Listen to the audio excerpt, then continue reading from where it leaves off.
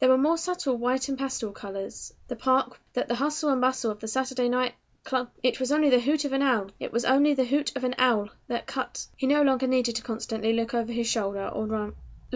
Finding the perfect spot at last, Harry crouched down, purposefully pulling out the parchment, quill and ink from his looking up expectantly. Harry was startled to see a young businessman in a suit eyeing Harry.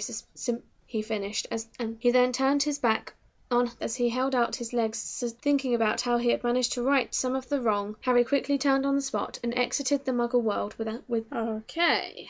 For refusing to reveal Harry's whereabouts. The blood traitors from Harry let Ginny talk in even as his shoulders became gradually more damp. Harry listened as Ginny relayed the horrors that had gone on at Hogwarts and felt as Ginny relayed the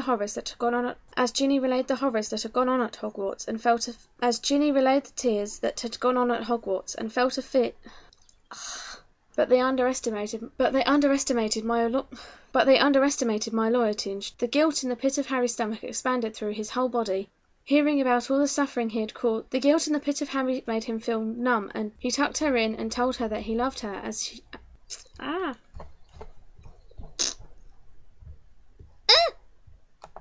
The bright morning sunlight streaming in through the window between the Harry and now seemed to be the norm. Harry was glad that he had not had. Harry busied him so as to avoid Ron's burnt. George rose when George sullenly continued on. Harry's heart sank and perhaps Ginny Spiller. Okay. Once belonged to one of the most prestigious. He had only met Andromeda once, and if he recalled correctly, he had inadvertently insulted her and tried to.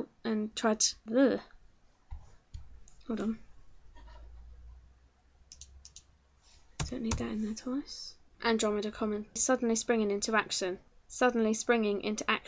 It was with a pang in the pit of his stomach that Harry continued. It was with a